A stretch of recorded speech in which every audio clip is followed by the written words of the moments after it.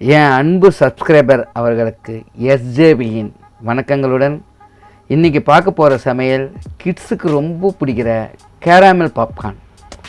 இந்த பாப்கார்னை நம்ம வெளியே வாங்கி சாப்பிட்றதுக்கு ஈஸியாக கிடைக்கிறது கிடையாதுங்க. ஃபங்க்ஷனில் கூட இது ரேர் தான் போடுறாங்க. அந்த மஞ்சள் தூள் பாப்கார்ன்லாம் செய்கிறாங்களே தவிர இது செய்ய மாட்டேன்றாங்க. இது எவ்வளோ கிரிப்ஸியாக வீட்லேயே செய்கிறதுன்றதை பார்க்கலாம் வாங்க. ஆயில் 2 டீஸ்பூன் எடுத்துக்கலாம். அன்சால்டட் பட்டர் அதை நம்ம சேர்த்துக்கணும் 1 டீஸ்பூனு.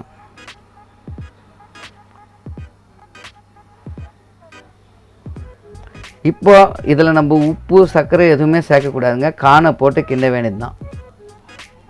ஒரு 1.5 மினிட்ஸ் கிண்டிங்கனே இருந்தீங்கன்னா மாமூல் தான். பாப்கார்ன் எப்படி செய்கிறோமோ அதே மாதிரி அது டைமுக்கு வந்ததுமே அது பொரிய ஆரம்பிச்சுட்டு நம்ம க்ளோஸ் பண்ணி வச்சிடணும்.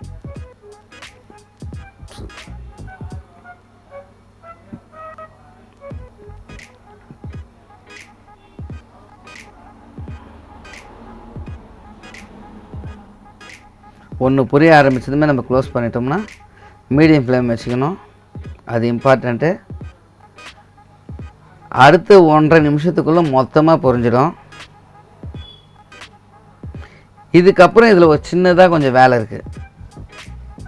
இது பொரிஞ்சு முடிச்சதுமே, ஏன்னா இது கேராமல் பாப்கார்ன் இல்லை, அதனால் இதுக்கு நம்ம ஒரு சர்க்கரை பாவு எடுத்து அதில் மிக்ஸ் பண்ணணுங்க. இதை நம்ம தனியாக எடுத்து வச்சுக்கலாம். அடுத்து ஒரு பேன் எடுத்துக்கலாம். அதில் சர்க்கரை ஒரு 200 கிராம் சேர்த்துக்கலாம். ரொம்ப ஈஸி தாங்க, கஷ்டம்லாம் ஒன்றும் இல்லை. சும்மா அதை விட 1 நிமிஷம் எக்ஸ்ட்ரா ஆக போகுது. அதை மீடியம் ஃப்ளேம் வச்சு நம்ம கிண்டிக்கினே இருந்தோம்னா இந்த மாதிரி ஆகிடும். இந்த மாதிரி சர்க்கரை மெல்ட் ஆன பிறகு ஸ்டவ்வை ஆஃப் பண்ணிவிட்டு நம்ம பாப்கார்னை செஞ்சு வச்சோம் பார்த்தீங்களா, அதை எடுத்து இதில் கொட்டி இப்படி அப்படி இப்படி அப்படி இப்படி அப்படின்னு திருப்பி திருப்பி விட்டு இந்த மாதிரி ஆக்கிட்டு ஒரு பிளேட் எடுத்து அதில் நம்ம இதை ஆற வைக்கணும்.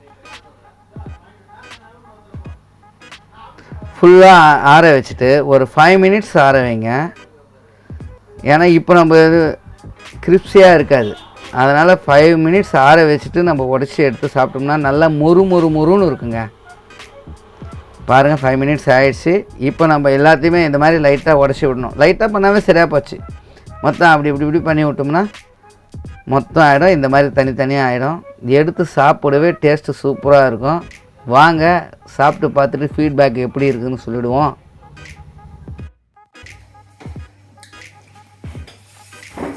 ஹாய், வந்துட்டோம்ல, சாப்பிட்றதுக்கு தான் நம்ம இருக்கிறோமே. செம்மையான ஒரு பாப்கார்ன் செஞ்சுக்கிறாங்க வீட்டில், கேரமல் பாப்கார்ன். இதெல்லாம் நம்ம பிவிஆர்லாம் போனால் எவ்வளவோ காசு செலவு பண்ணுறோம். ஆனால் நம்ம வீட்லேயே இதை ரொம்ப தரமாக செய்கிறோம். அந்த ஒரு திருப்தியும் கிடைக்குது. எக்ஸலண்ட் குவாலிட்டி தான். பாருங்கள் எப்படி முருகலாக இருக்குது. சவுண்ட் எப்படி வச்சு பாருங்கள், எக்ஸலண்ட்டாக இருக்குது. பாருங்கள், சாப்பிட்டு பார்த்து சொல்லாமல் செம்மங்க. வீட்டில் பசங்களுக்கெல்லாம் இப்படியே செஞ்சு கொடுங்க, ஹாப்பியாக சாப்பிடுவாங்க. மீதி இன்னும் 2 விதமான பாப்கார்ன் கூட ஏற்றிருக்கிறோம்ல, அதை போய் பார்த்து எப்படி செய்கிறதுன்னு பார்த்து வீட்டில் செஞ்சு கொடுங்க. பாப்கார்ன்லாம் காசு கொடுத்து வாங்காதீங்க, சும்மா அநியாய காசு. சும்மா இது பாருங்கள், 20 ரூபாயில் முடிஞ்சு போச்சு. எவ்வளோடா செலவாயிருக்கும்? 200 கிராம் சுகரு, மொத்தம் ஒரு 20 இருக்காதுங்க, ஒரு 50 ரூபாய்.